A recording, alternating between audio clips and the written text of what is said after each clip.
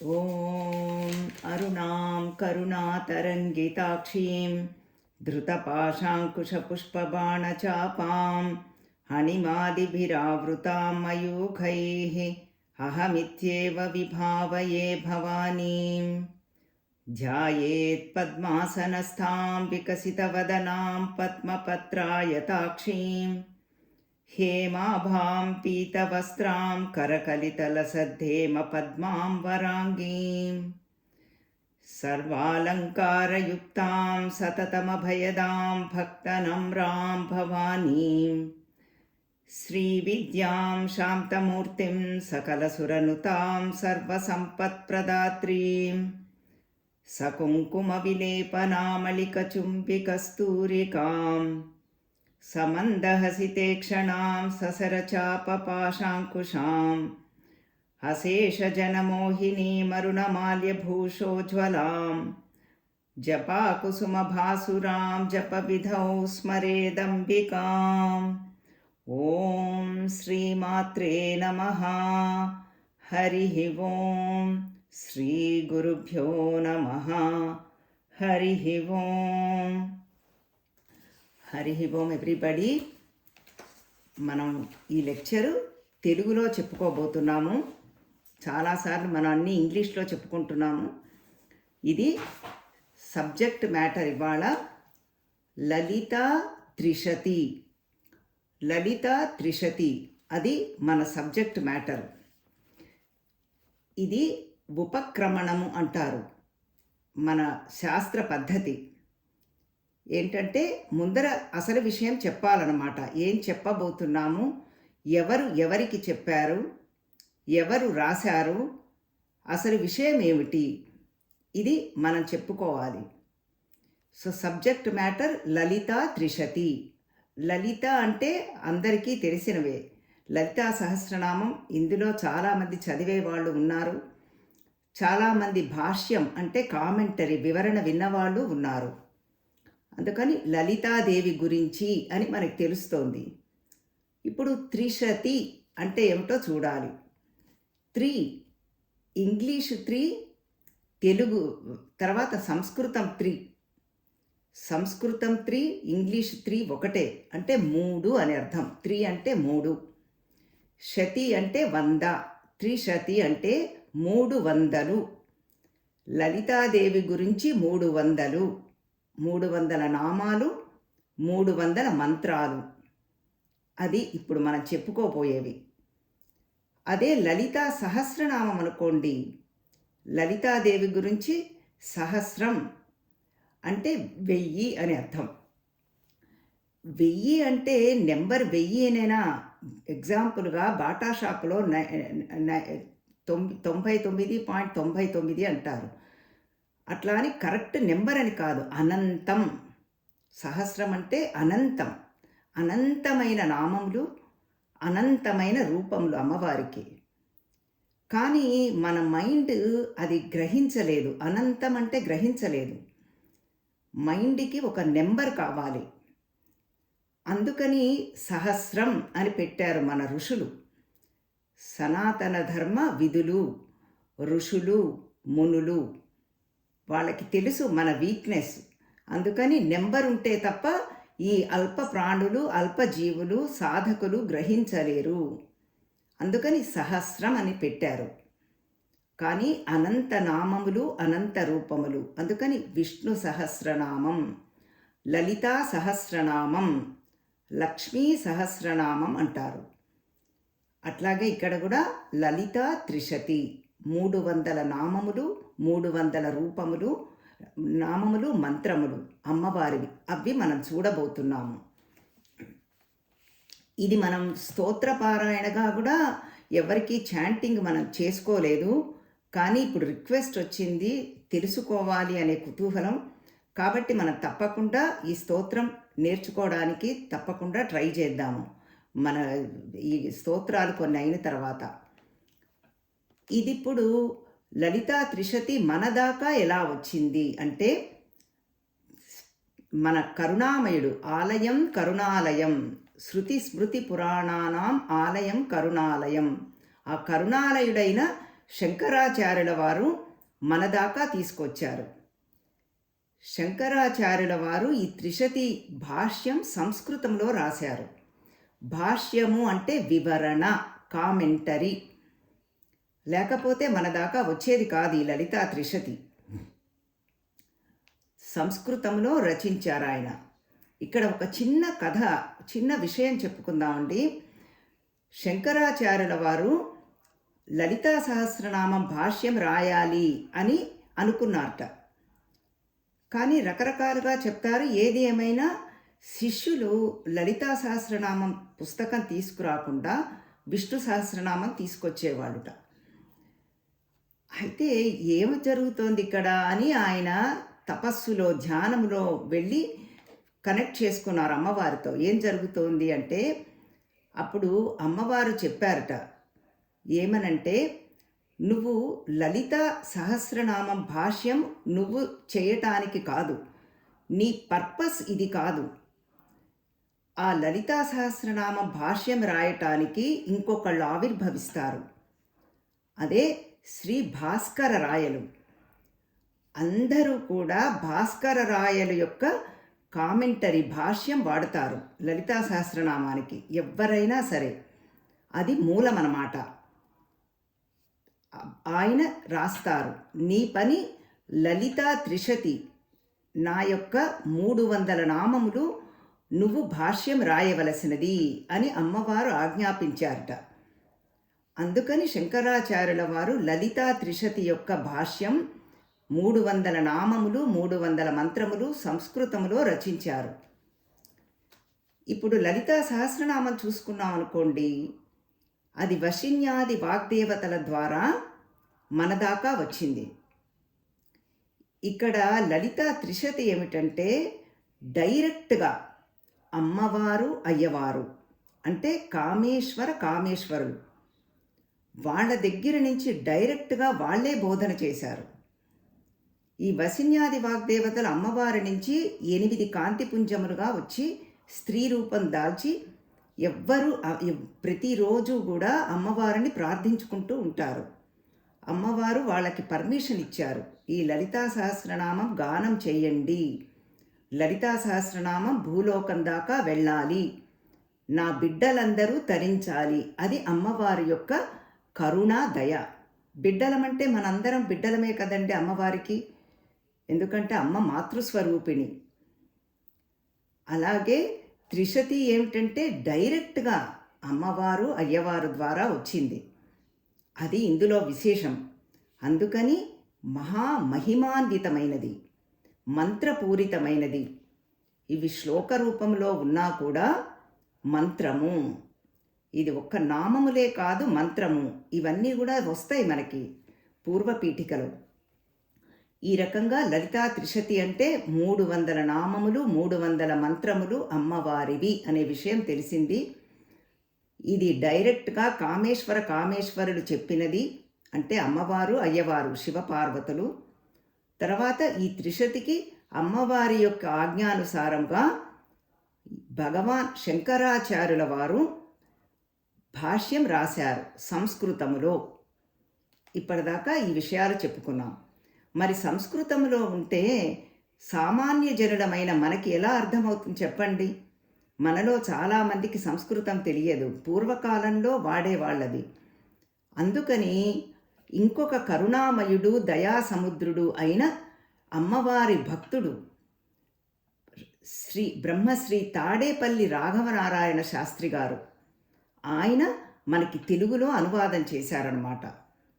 ఇప్పుడు మనం చెప్పుకోబోతున్న ఈ లలితా త్రిశతి బ్రహ్మశ్రీ తాడేపల్లి రాఘవనారాయణ శాస్త్రి గారు గొప్ప అమ్మవారి భక్తులు.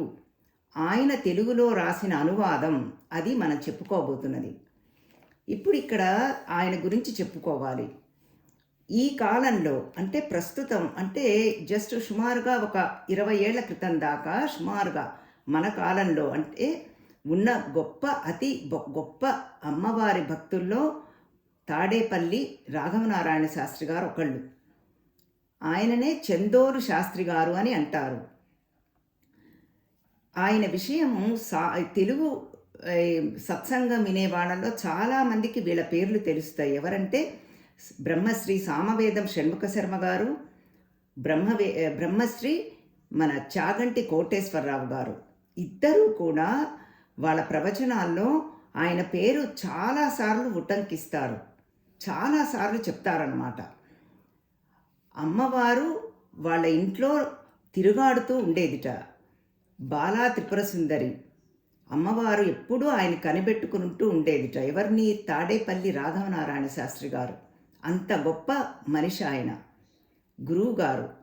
మా అదృష్టం ఏమిటంటే ఇటు తల్లి పుట్టింటి వారి దగ్గర నుంచి తల్లిదండ్రులు, తర్వాత ఇటు అత్తింటి వారు చెరువు శివరామకృష్ణ శాస్త్రి గారు, గుంటూరు సీతారామ శాస్త్రి గారు, మా నాన్నగారు ఇద్దరికి కూడా రాఘవనారాయణ శాస్త్రి గారు గురుతుల్యులన్నమాట. మా ఇది చెప్పుకోవాల్సిన విషయం తప్పకుండా, ఎందుకంటే లేకపోతే నేను కృతజ్ఞురాలనవుతాను. ఆయన మా వివాహానికి వచ్చారు. మా వివాహానికి ముహూర్తం కూడా ఆయనే పెట్టారు. ఎవరు? తాడేపల్లి రాఘవనారాయణ శాస్త్రి గారు. అప్పుడు చాలా చిన్న వయసు. నమస్కారం చేసినప్పుడు ఆయన ఆశీర్వదించారు. ఏ దేశంలో ఉన్నా ఎక్కడ ఉన్నా కూడా మీరిద్దరూ సనాతన ధర్మాన్ని ఉద్ధరించాలి, సనాతన ధర్మానికి పాటుపడాలి అని. అసలు సనాతన ధర్మం అంటే ఏమిటో తెలియని రోజులు అవి. ఇప్పుడైతే వాట్సాప్లో ప్రతి వాళ్ళు సనాతన ధర్మం, సనాతన ధర్మం, తర్వాత మళ్ళీ జై శ్రీరామ్ అనే మాటలు చాలా తేలికగా వాడేస్తున్నారు. అసలు గొప్పతనం తెలియకపోయినా నిజంగా మనకు ఈ సనాతన ధర్మం అంటేనే ఒక రకమైన ఏదో ఒక ఇది కలిగేటట్టుగా, నెగిటివ్ భావనలు కలిగేటట్టుగా ప్రచారం జరిగిపోతోంది. అంటే టూ మచ్ జరిగిపోయింది అనుకోండి. ఆ జై శ్రీరాము ఇది రీసెంట్గా భారతదేశంలో జరిగిన ఎక్స్పీరియన్స్ వల్ల చెప్తున్నాను. ఇది అంత టూ మచ్గా వెళ్ళిపోయినా మనకి ప్రమాదం. ఆ రోజులు అవి. అంటే సనాతన ధర్మం అంటే తెలియని రోజులు. అతి చిన్న వయసులో ఆయన ఆశీర్వాదం చేశారు. అంటే ఇదంతా ఎందుకు చెప్తున్నానంటే ఆయన రాసిన ఈ లలితా త్రిశతి చెప్పుకోవటానికి గురు కటాక్షము, వినటానికైనా, చెప్పుకోవటానికైనా, స్మరించటానికైనా, చదవటానికైనా, దేనికైనా సరే అమ్మవారి యొక్క అనుగ్రహము, అమ్మవారి యొక్క ఆజ్ఞ, తర్వాత గురు పరంపర యొక్క అనుగ్రహము, గురు పరంపర యొక్క ఆజ్ఞ. అందుకనే రాఘవనారాయణ శాస్త్రి గారు గురువు అన్నమాట. వాళ్ళందరి అనుగ్రహము, ఆజ్ఞ లేకపోతే ఇది వినలేము, చెప్పలేము, చదువుకోలేము, మన దాకా రాదండి. ఇది మటుకు తథ్యం. నేను చెప్తున్న మాట కాదు ఇది.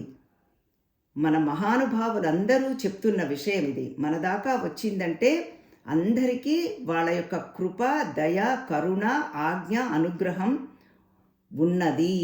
అది. సో ఇది ఈ రకంగా మనం ఇంట్రడక్షన్ చెప్పుకుంటున్నాం. అంటే ప్లాట్ఫామ్ తయారు చేస్తున్నాము. ఆ రకంగా మన మనస్సు ఇక్కడ కేంద్రీకృతం అవ్వాలి. ఎందుకంటే మన మనసు పరిపరి విధాలుగా బయట ప్రపంచంలో తిరుగుతూ ఉంటుంది. ఇది మనందరికీ అనుభవమే. ఆ తిరుగుతున్న మనసు ఇక్కడ కేంద్రీకృతం అవ్వాలి ఈ విషయం మీద, లలితా త్రిశతి మీద.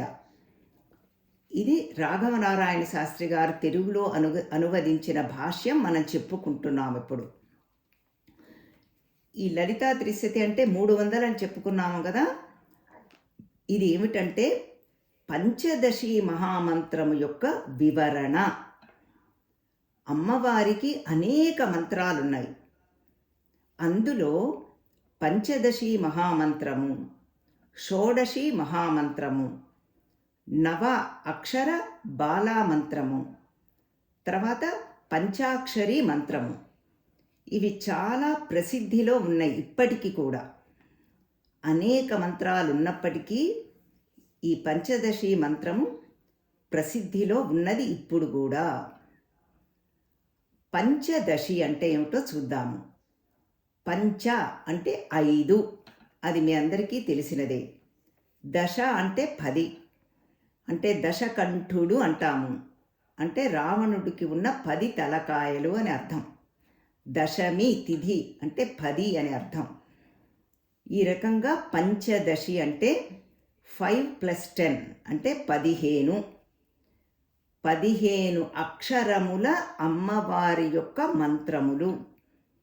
మంత్రము 15 అక్షరముల అమ్మవారి యొక్క మంత్రము. ఆ మంత్రము యొక్క వివరణ అది ఇప్పుడు మనం చెప్పుకోబోతున్నది. అది లలితా త్రిశతి. అంటే ఒక్కొక్క అక్షరమునకు 20 నామములు ఉంటాయి. తర్వాత మంత్రము అనగానే మీరందరూ భయపడకండి. అయ్యో నాకు మంత్రము లేదే, నేను ఇది వినకూడదా, లేకపోతే మంత్రము లేదే నాకు అర్థము కాదా, ఇటువంటి సంశయాలు ఏమీ పెట్టుకోకండి. అటువంటి సంశయాలు ఉంటే శంకరాచార్యుల వారు అసలు భాష్యమే రాయరు.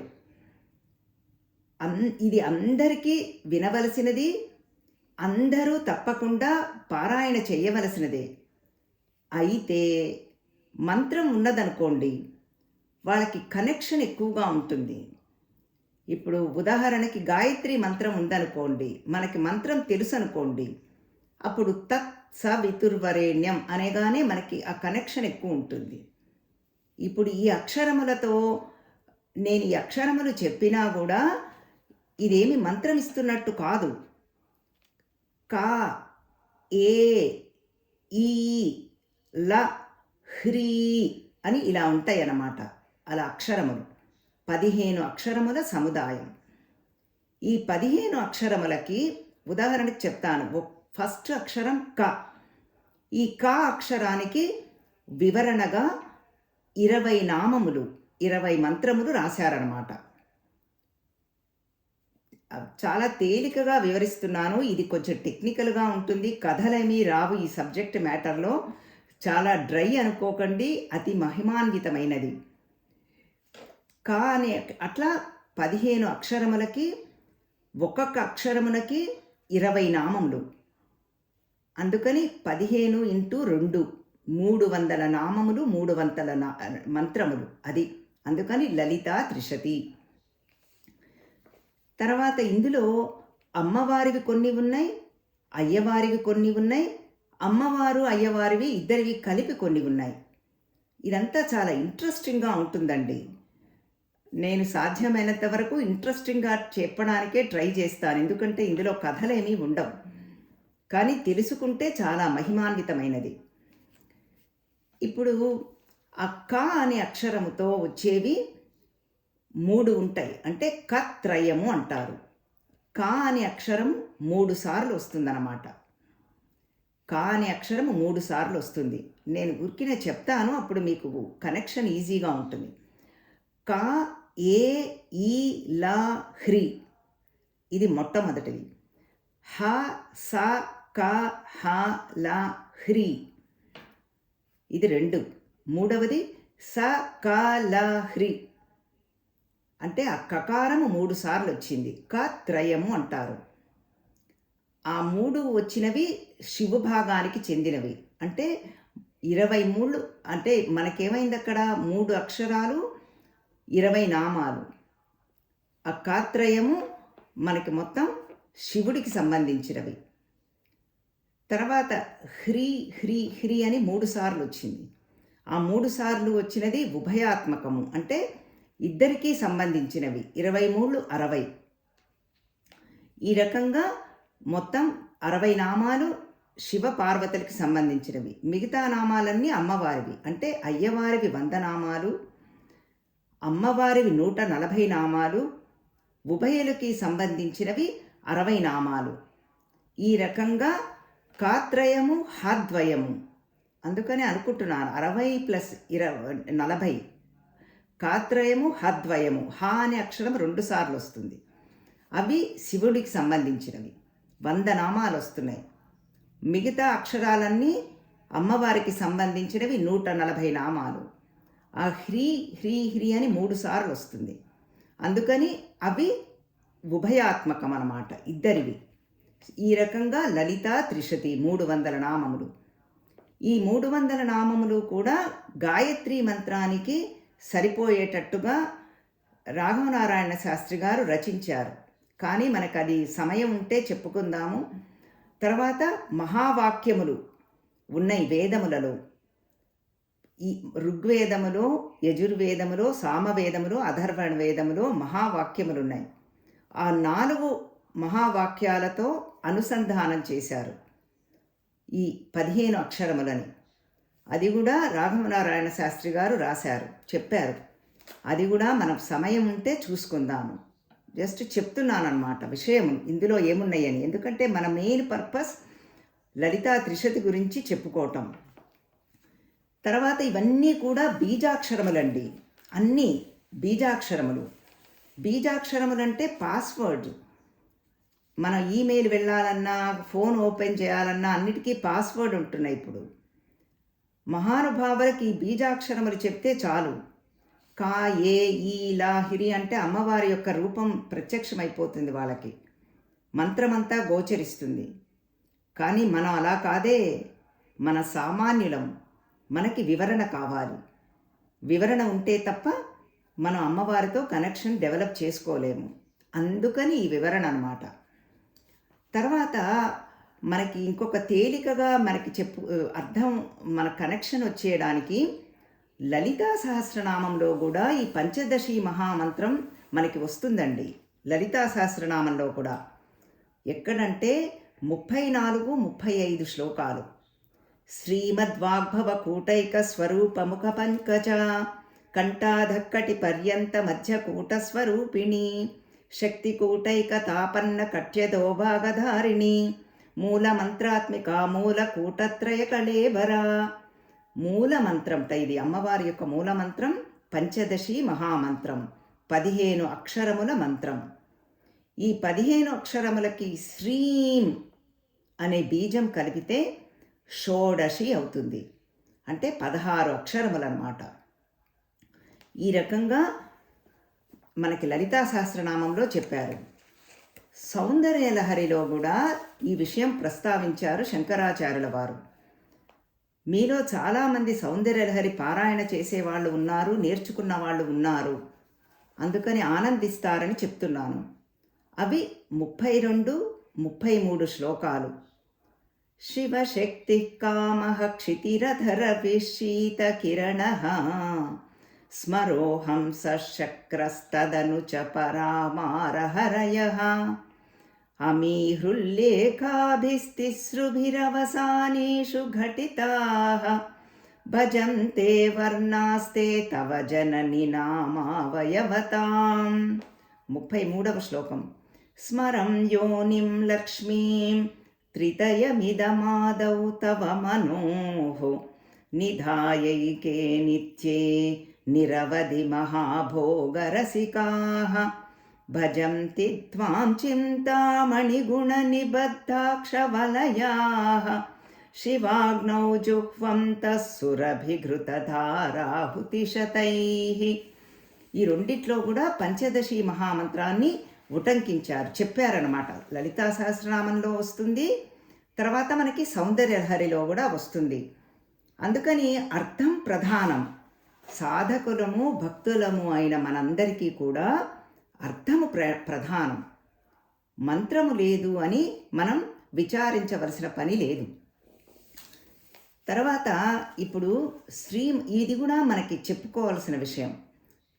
ఈ 15 అక్షరములు, ఈ బీజాక్షరముల మంత్రము 3 కూటములుగా ఉంటుందండి. 3 కూటములు. అందుకనే శ్రీమద్వాగ్భవ కూటైక స్వరూప ముఖ పంకజ అన్నారు. ఈ మనం శరీరమే మంత్రమయం. దేహో దేవాలయ ప్రోక్తః జీవో దేవ సనాతనః త్యజేత జ్ఞాన నిర్మాల్యం సోహం భావేన పూజయేత్. మన దేహమే దేవాలయము. అలా అని దేవాలయాలకు వెళ్ళకూడదని కాదండి. ఆ దేవాలయాలకు, పుణ్యక్షేత్రాలకు, తీర్థయాత్రలకు దర్శించగా దర్శించగా దర్శించగా ఈ సత్సంగాలను వినగా వినగా వినగా శ్రవణము చేయగా చేయగా చేయగా ఏం తెలుసుకుంటాము అంటే ఈ దేహమే ఒక దేవాలయము అని తెలుసుకుని, అమ్మవారు మనలోనే ఉన్నది అని తెలుసుకుని ఈ తిరుగుడంతా ఆగిపోతుంది. ఆ రమణ మహర్షి చెప్పేది అదే. ముందరే తిరుగుడు ఆపండి అంటే ఆపలేము మనం. ఎందుకంటే మనం ఆ స్థాయిలో లేము. ఆ స్థాయిలో ఉన్నప్పుడు అమ్మవారే మనకి గైడ్ చేస్తుంది, సహకరిస్తుంది. అది మన సనాతన ధర్మంలో ఉన్న రహస్యం. అందుకని దేహమే ఒక దేవాలయం. ఇప్పుడు మనం చూద్దాం. మంత్రమయ శరీరం మనది, అందరిది కూడా. ఎందుకంటే జీవుడే దేవుడు కదండి. దేవుడే జీవుడు. కానీ మనకి తెలియదు ఇప్పుడు. తెలుసుకోవటం కోసమే ఈ సత్సంగం. అనేక మార్గాలు చెప్పారు మన ఋషులు. నిష్కామ కర్మయోగము, భక్తి యోగము, జ్ఞానయోగము అని చెప్పారు భగవద్గీతలో. సహస్రనామ పారాయణ, లలితా త్రిశతి, దేవీ సప్తశతి, చండీ సప్తశతి, అనేక స్తోత్రాలు, అనేక నామాలు, అనేక రూపాలు ఇచ్చారు అమ్మవారి గురించి. అమ్మవారి గురించిన విద్యను శ్రీ విద్య అంటారు. అందుకని ఆత్మవిద్య, శ్రీ విద్య, మహావిద్య, కామ పూజిత. బ్రహ్మ విద్య అన్నమాట. ఆత్మవిద్య, బ్రహ్మ విద్య, అమ్మవారి విద్య, అదే శ్రీ విద్య. ఆ శ్రీ విద్యలో లలితా త్రిశతి మనం చెప్పుకుంటున్నాం ఇప్పుడు. అయితే మనం మంత్రమయం అని చెప్పుకున్నాం. మళ్ళీ ఆ పాయింట్కి రావాలి. మనలో శిరస్సు నుంచి మెడ దాకా అది వాగ్భవ కూటం అండి. వాగ్భవ కూటం. ఈ మంత్రము కూడా 3 కూటములలో ఉంటుంది. ఇది ప్రథమ కూటం అన్నమాట. ప్రథమ కూటమి. అందులో క, ఏ, ఈ, లా, హ్రీ 5 బీజాక్షరాలు ఉన్నాయి. అది వాగ్భవ కూటము. మనలో శిరస్సు నుంచి మనకి మెడ దాకా, కంఠం దాకా ఇది వాగ్భవ కూటం.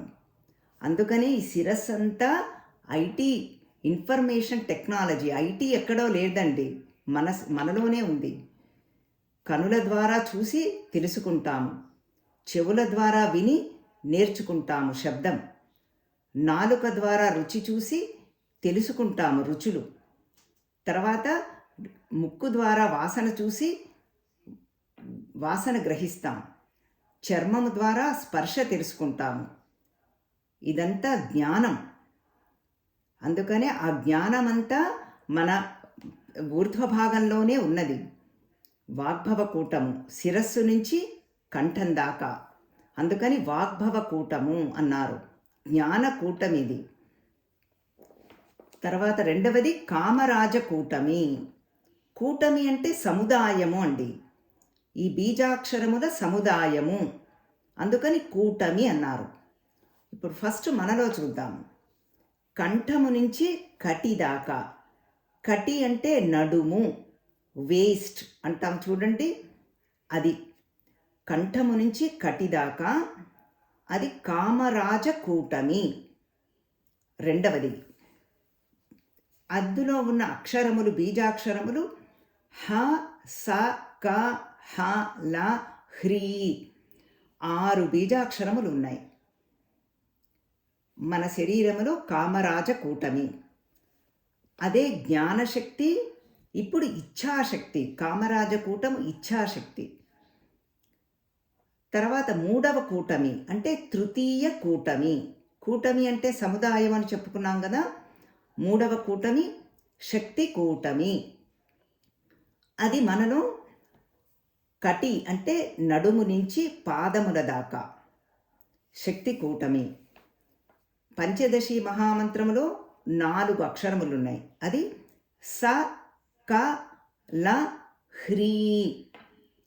ఆ హ్రీ 3 సార్లు వచ్చింది. అందుకని 4 అక్షరములు. అది శక్తి కూటమి. అందుకనే లలితా సహస్రనామంలో ఇచ్ఛాశక్తి, జ్ఞానశక్తి, క్రియాశక్తి స్వరూపిణి. అలా అమ్మవారు ముగురమ్మల మూలపుటమ్మ. ఆ ముగ్గురమ్మలు మనలోనే ఉన్నారు. వాళ్ళే మహాసరస్వతి, మహాలక్ష్మి, మహాకాళి.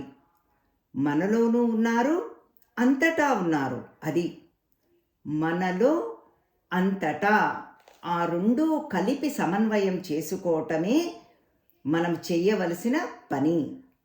అదే అందుకనే మనుష్య జన్మ మనకి వచ్చింది. ఒకటి ఏకం, ఏకం సత్ విప్రా బహుధా వదంతి. ఉన్నది ఒకటే ఒక తత్వం.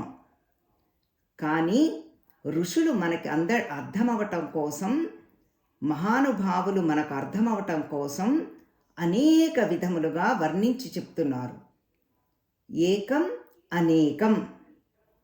ఇప్పుడు మళ్ళీ మనకి ఒక మంచి ఉదాహరణగా చెప్పుకోవాలంటే, శ్రీచక్రం మీరందరూ చూసే ఉంటారు. నవావరణ శ్రీచక్రం 3 డైమెన్షనల్గా చూసామనుకోండి, ఇలా పైకొచ్చేసరికి ఏకాగ్రంగా ఉంటుంది, 1 ఇలా ఏకాగ్రం, కిందకొచ్చేసరికి విస్తరణగా ఉంటుంది. అదే ఏకం బిందువు. శివకామేశ్వరులు ఇద్దరూ అక్కడ ఉంటారు, బిందు స్థానం. విస్తరణ అయిపోయింది, అనేకం. ఈ అనేకం అనేసరికి మన ప్రపంచాన్ని చూస్తాం. అనేక నామాలు, అనేక రూపాలు, అనేక వస్తువులు, అనేక పరిస్థితులు అనేకంగా ఉంటాయి. అది ప్రపంచం. ఏకం అనేకాన్ని తగ్గించుకుంటూ వెళుతున్న కొద్దీ, సాధనలో ముందుకు వెళుతున్న కొద్దీ ఏకం అయిన పరమాత్మకి దగ్గరవుతూ ఉంటాము. అది నవావరణ శ్రీచక్రం ద్వారా మనకి ఉపదేశిస్తున్నారు మహానుభావులు. అదేవిధంగా మనం లలితా త్రిశతిలో కూడా చూస్తాము, ఏకం అనేకం. మొట్టమొదట మన ఏకం నుంచి అనేకంకి వచ్చాం.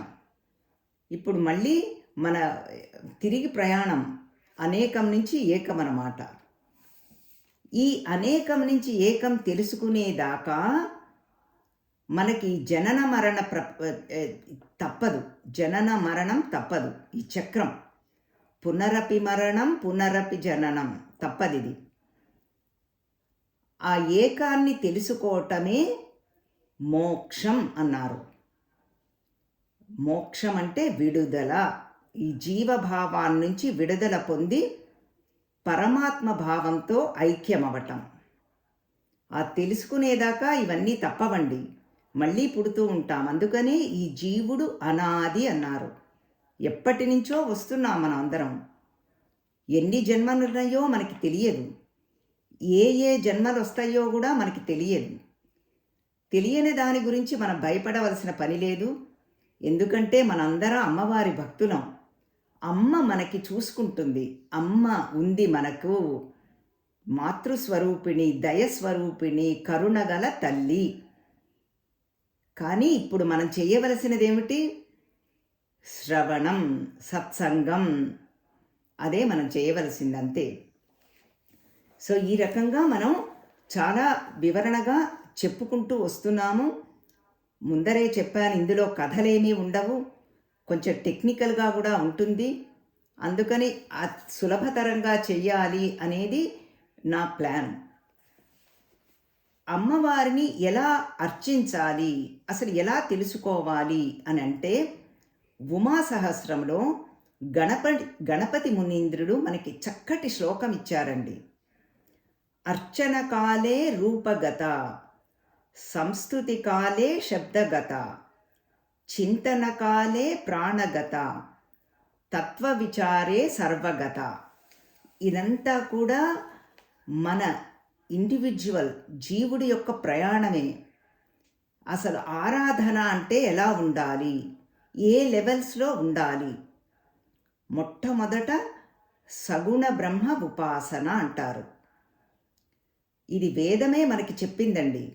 వేదంలోనే ఈ పద్ధతి చెప్పారు.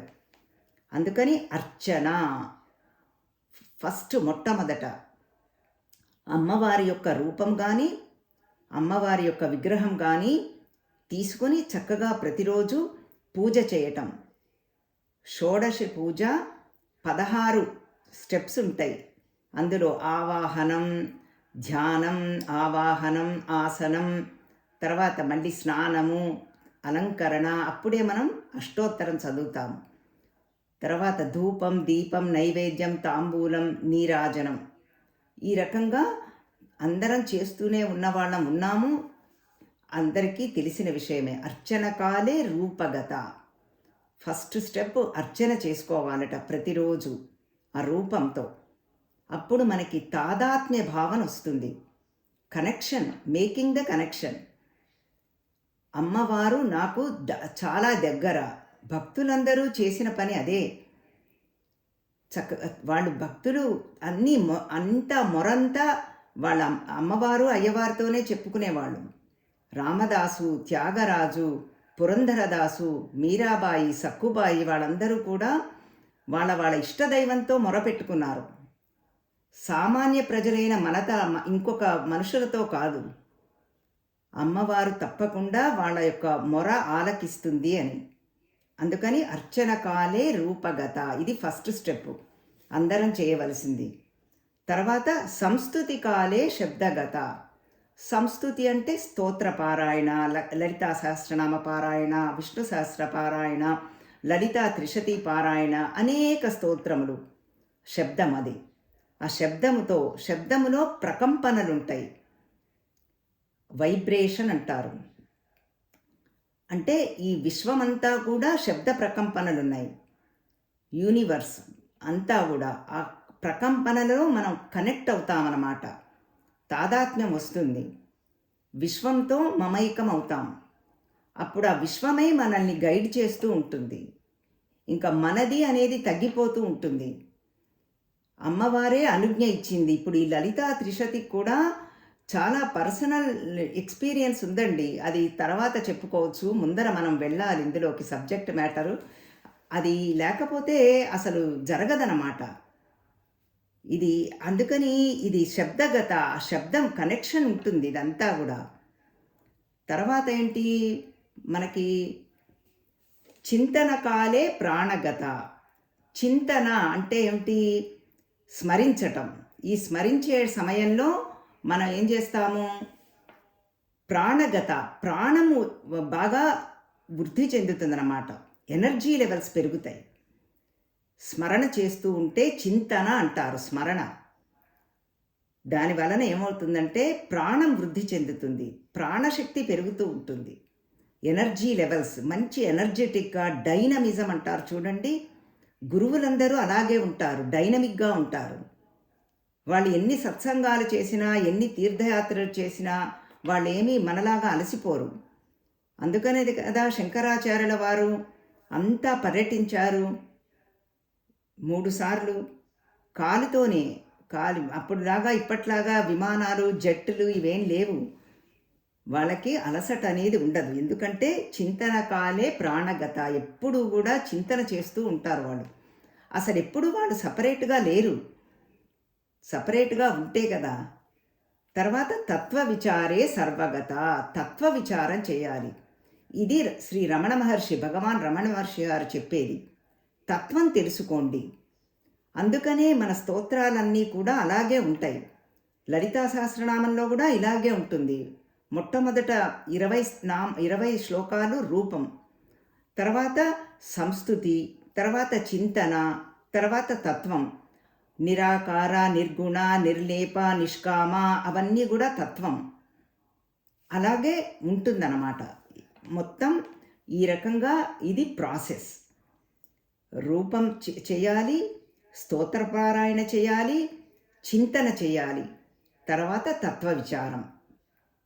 అదే వేదాంత పరిభాషలో చెప్పాలంటే శ్రవణ మనన నిధిధ్యాసనం అంటారు.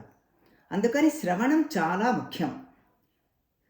సత్సంగం వినాలి, శ్రవణం గురువుల ద్వారా వినాలి, మననం చేయాలి.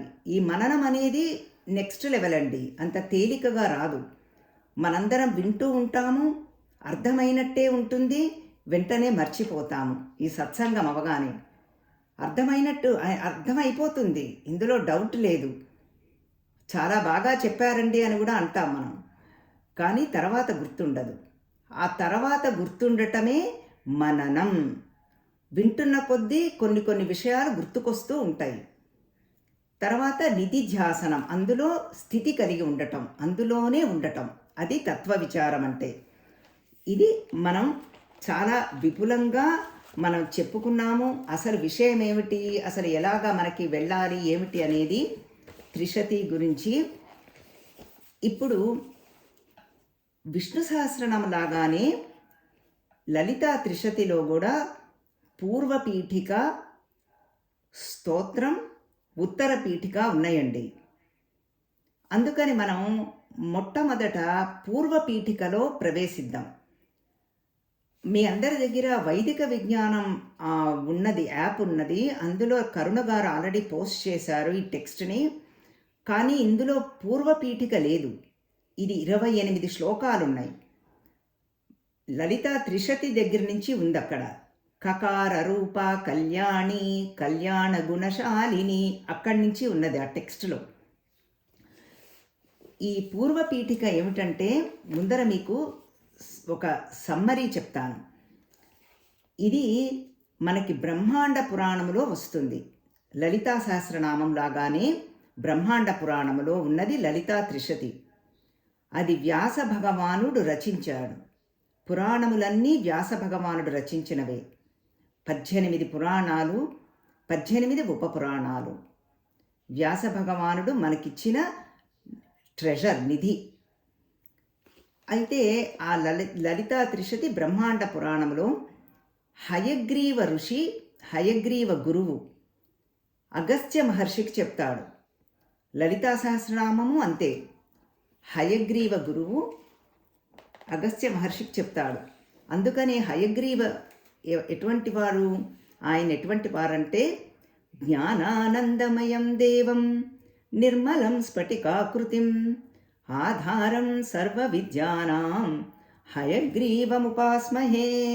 ఆ హయగ్రీవుణ్ణి ధ్యానిస్తున్నాను. ఎటువంటి వాడాయన?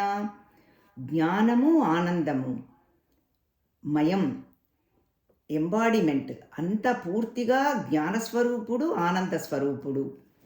తర్వాత నిర్మలం, ఏ రకమైన మాలిన్యములు లేవు. స్ఫటికాకృతి, స్వచ్ఛంగా ఉంటాడు ఆయన. ఆధారం సర్వ విద్యానాం, అన్ని విద్యలకు ఆధారం. తర్వాత అటువంటి హయగ్రీవ స్వామికి నమస్కారము. ఎప్పుడూ కూడా ముందర గురువులను తలుచుకోవాలి. అట్లాగే ఇది విష్ణువు యొక్క స్వరూపం, హయగ్రీవ అవతారం. అదే శివుడి యొక్క గురుస్వరూపం దక్షిణామూర్తి స్వరూపం. దక్షిణామూర్తి మీడే అని చదువుతాం మనం. మౌన వ్యాఖ్య ప్రకటిత పరబ్రహ్మతత్వం యువానం వర్షిష్టాంతే అని మనం చదువుతాం దక్షిణామూర్తి స్తోత్రం. ఆ ఆచార్యేంద్రం, శివుని యొక్క గురుస్వరూపం దక్షిణామూర్తి స్వరూపం. విష్ణువు యొక్క గురుస్వరూపం మనకి హయగ్రీవ స్వరూపం. ఈ రెండు కలబోసినదే అమ్మవారు. అది అంత మహిమాన్వితమైనది ఈ లలితా త్రిశతి. ఇప్పుడు అంత గొప్పదనమాట. అందుకనే వైష్ణవీ శక్తి, విష్ణు స్వరూపము.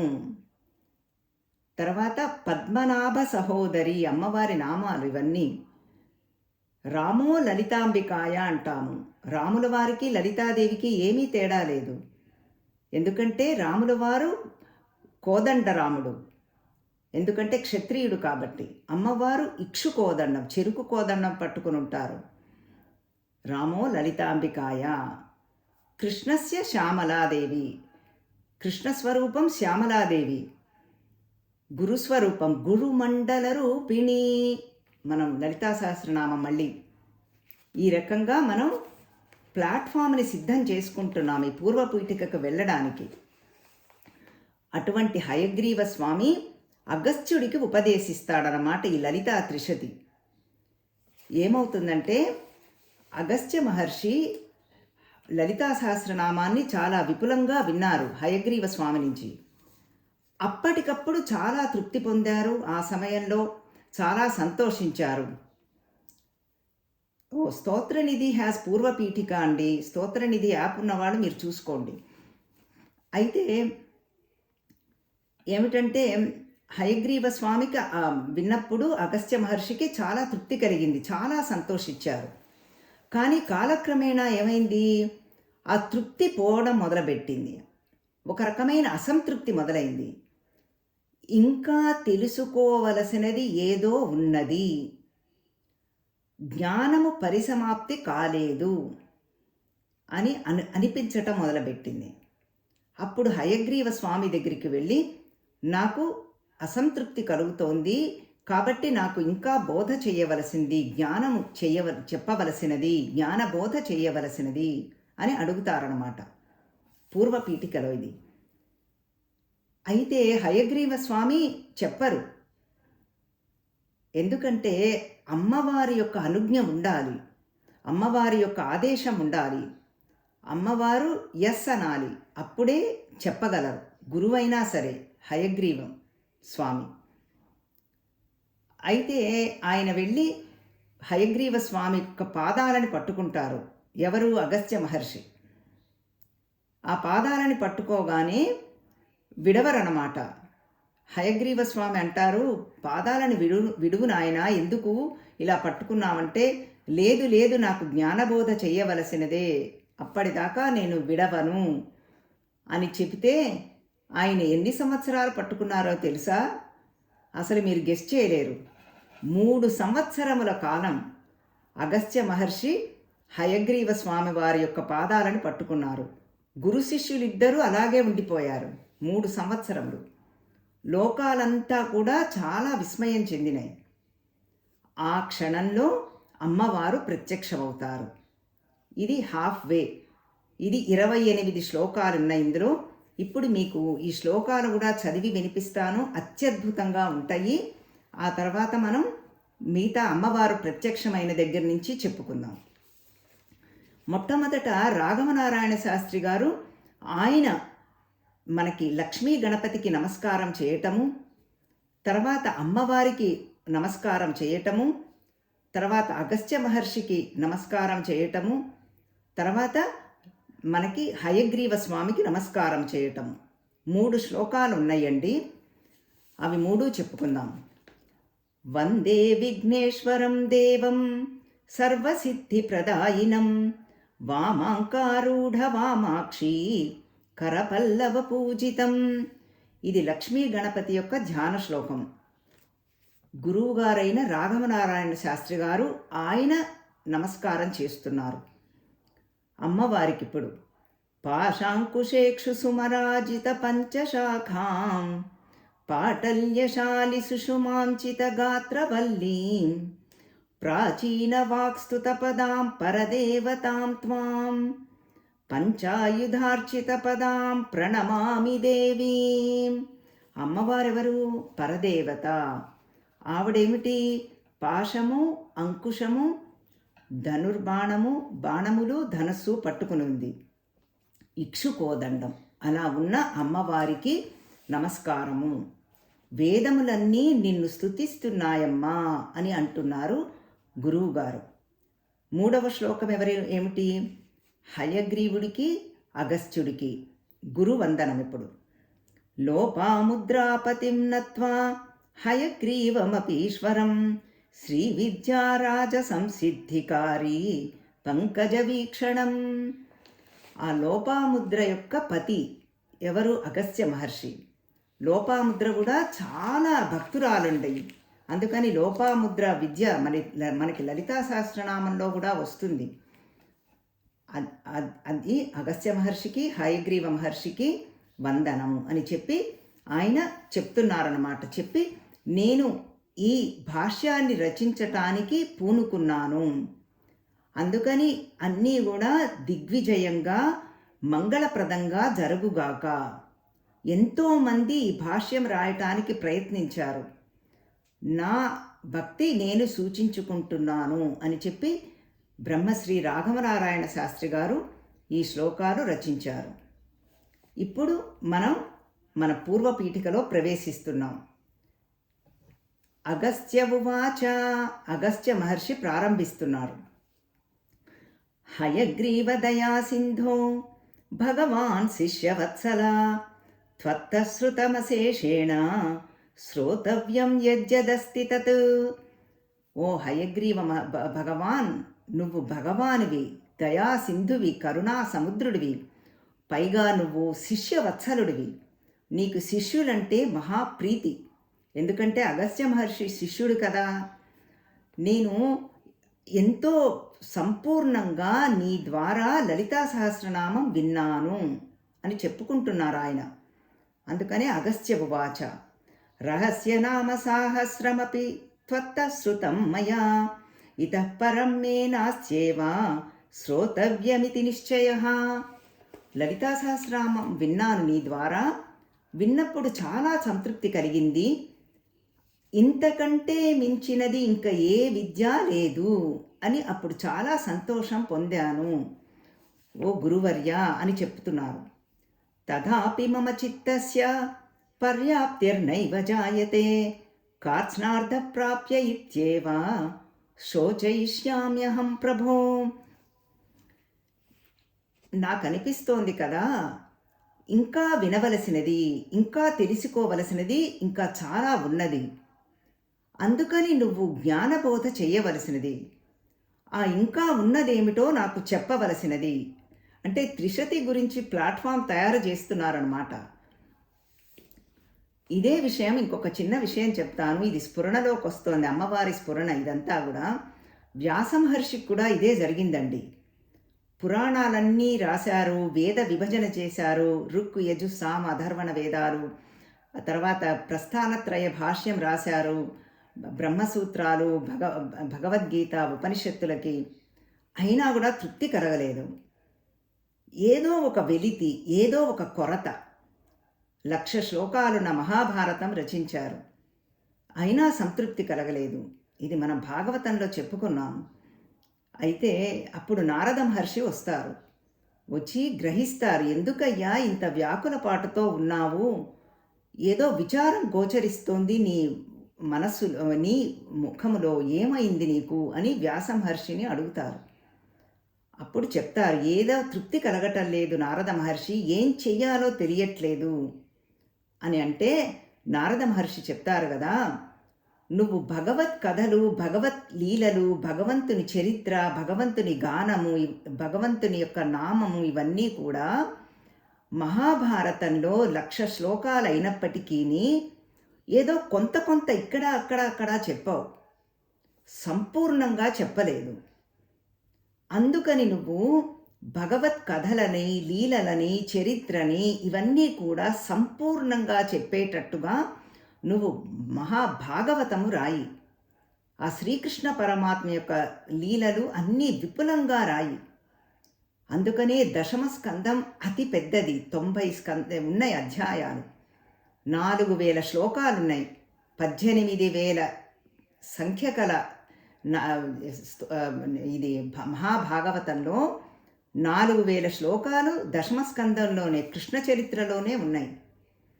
అప్పుడు వ్యాస మహర్షికి తృప్తి కలిగిందన్నమాట. శ్రీమద్ భాగవతం రాసిన తర్వాత సంతృప్తి కలిగింది. అట్లాగే ఇప్పుడు అగస్త్య మహర్షికి కూడా లలితా సహస్రనామం ఫస్ట్ విన్నారాయన, అప్పుడు తృప్తి కలిగింది. కానీ ఆ తృప్తి కొంతకాలమే ఉంది. అందుకని చెప్తున్నారన్నమాట. అసంతృప్తి కారణం ఏమిటి? కిమిదం కారణం బ్రూహి జ్ఞాతవ్యాంశోస్తి వా పునః అస్తి చేన్మమ తద్బ్రూహి బ్రూహి త్యుక్త్వా ప్రణమ్యతం. ఈ కారణం ఏమిటో చెప్పు స్వామి హయగ్రీవ భగవాన్.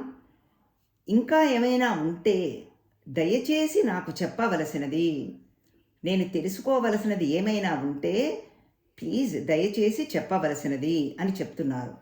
ఇక్కడతో అగస్త్య మహర్షి మాటలాడటం అవుతుంది. ఉవాచ అని అంటూ ఈ పురాణాలన్నీ ఎలా ఉంటాయంటే సూతుడు సౌనకాది మహర్షులకి చెప్పినట్టుగా ఉంటుంది.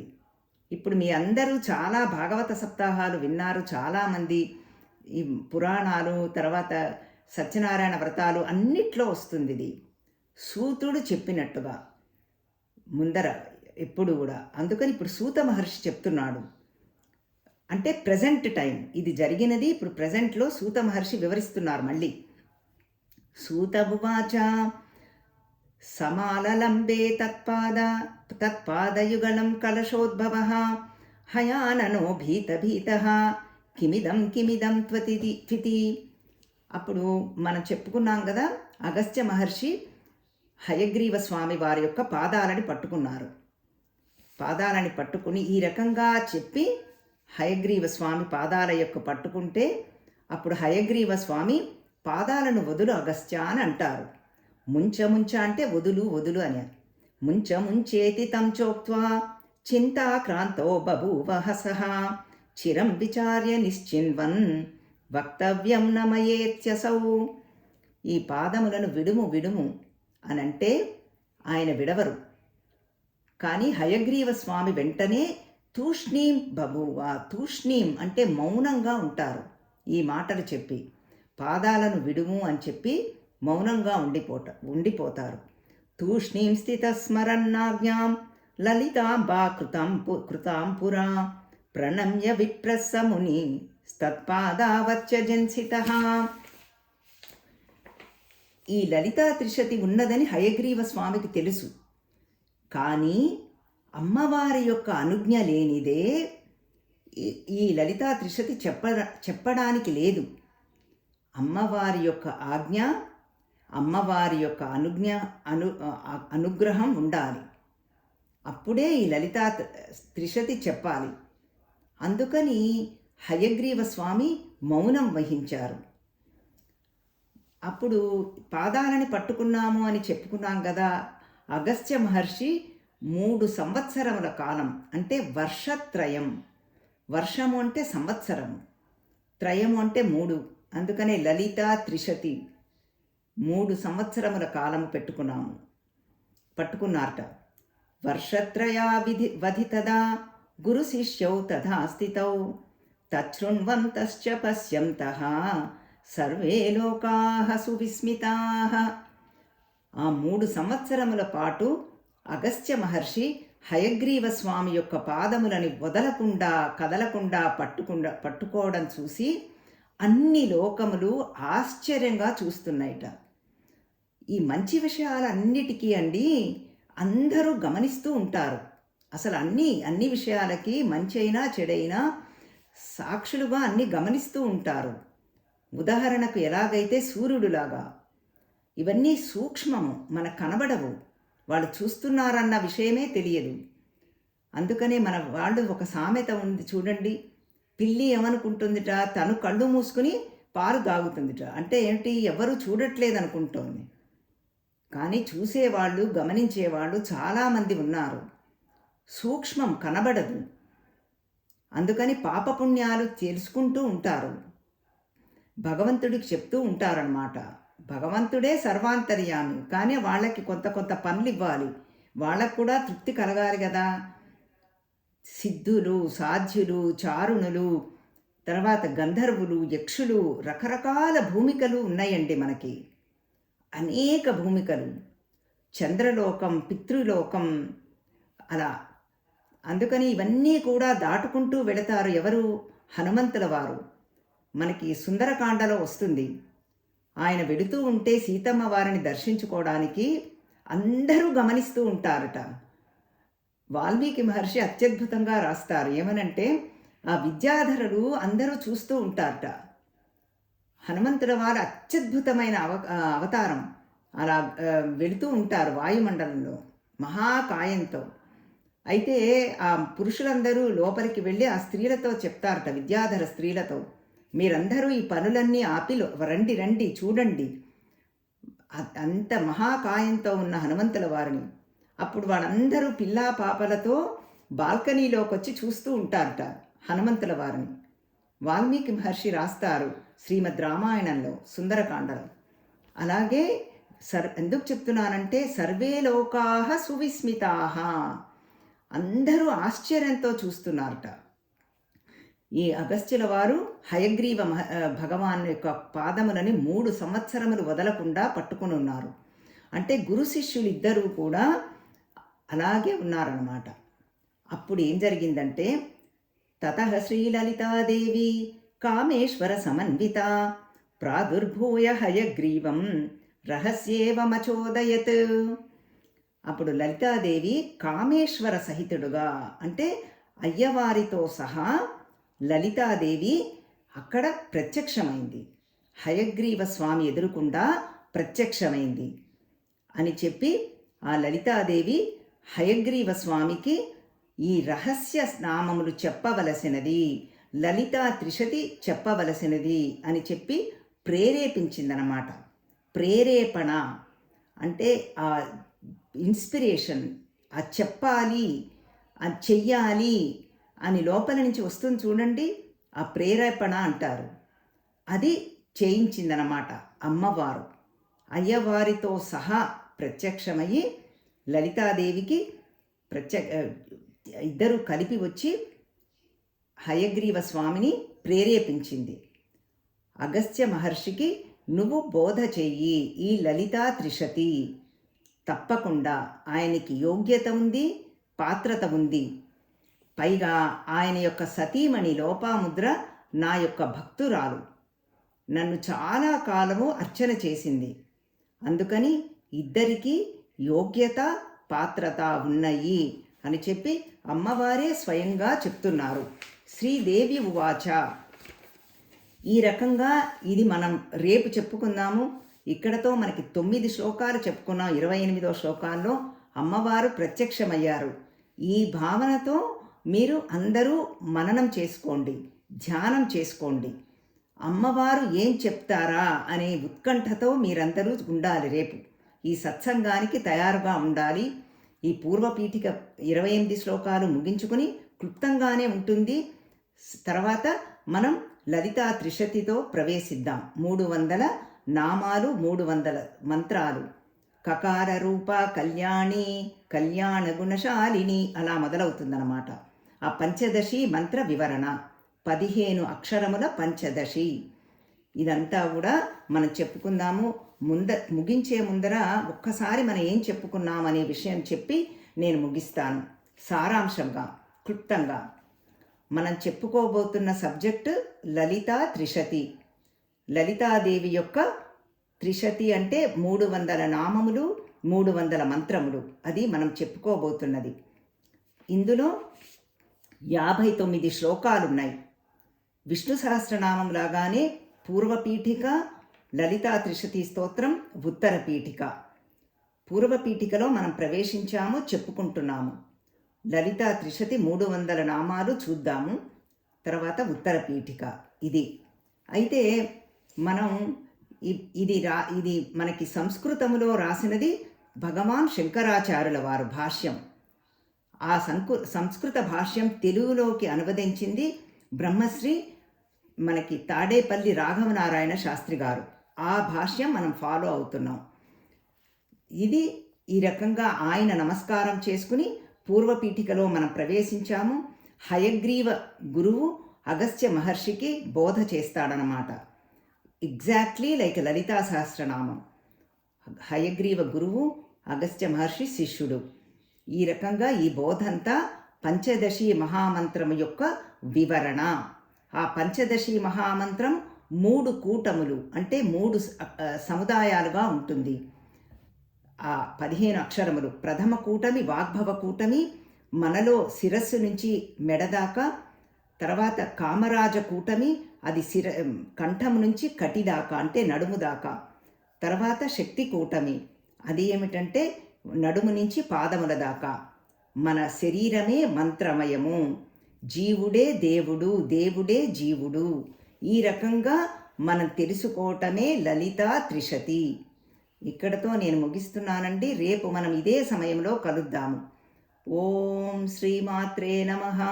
హరి ఓం. శ్రీ గురుభ్యో నమః. హరి ఓం. హరి ఓం ఎవ్రీబడి.